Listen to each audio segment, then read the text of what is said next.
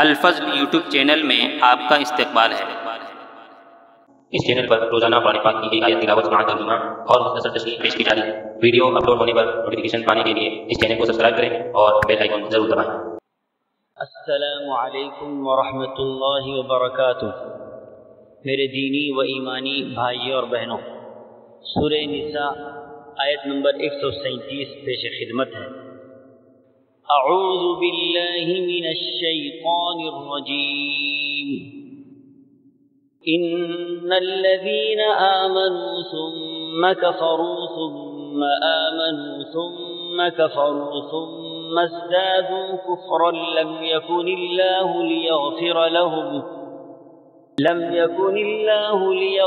لهم ولا ليهديهم سبيلا۔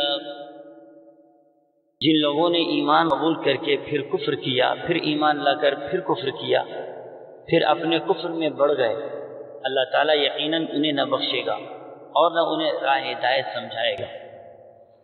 حضرات، دین کسی کھلونے کا نام نہیں ہے یا کوئی تفریح کی چیز نہیں ہے۔ دین تخیلات یا خواہشات کا نام نہیں ہے۔ جب دماغ میں آئے اسلام قبول کیا اور جب اپنی خواہشات کے خلاف کوئی بات دیکھی تو مرتد ہو گئے، یا جب اسلام اور مسلمانوں کے ساتھ فائدہ نظر آیا تو مسلمان بن گئے، اور اگر دوسرے مذاہب میں فائدہ نظر آیا تو مرتد ہو گئے۔ ایسے لوگوں کے لیے اللہ کے یہاں کوئی بخشش سامان نہیں ہے۔ اس آیت میں مختلف قسم کے لوگوں کی طرف اشارہ ظاہر کرتے ہوئے بعض مفسرین حضرات فرماتے ہیں کہ اس سے مراد یہودی ہیں، حضرت موسیٰ پر ایمان لائے لیکن حضرت عزیر علیہ السلام کا انکار کیا، پھر حضرت عزیر پر ایمان لائے تو حضرت عیسیٰ علیہ السلام کا انکار کیا، پھر کفر میں بڑھتے چلے گئے، یہاں تک کہ آخری نبی حضرت محمد مصطفیٰ صلی اللہ تعالی علیہ وسلم کی نبوت کا بھی انکار کیا۔ اسی حالت میں دنیا سے رخصت ہو گئے۔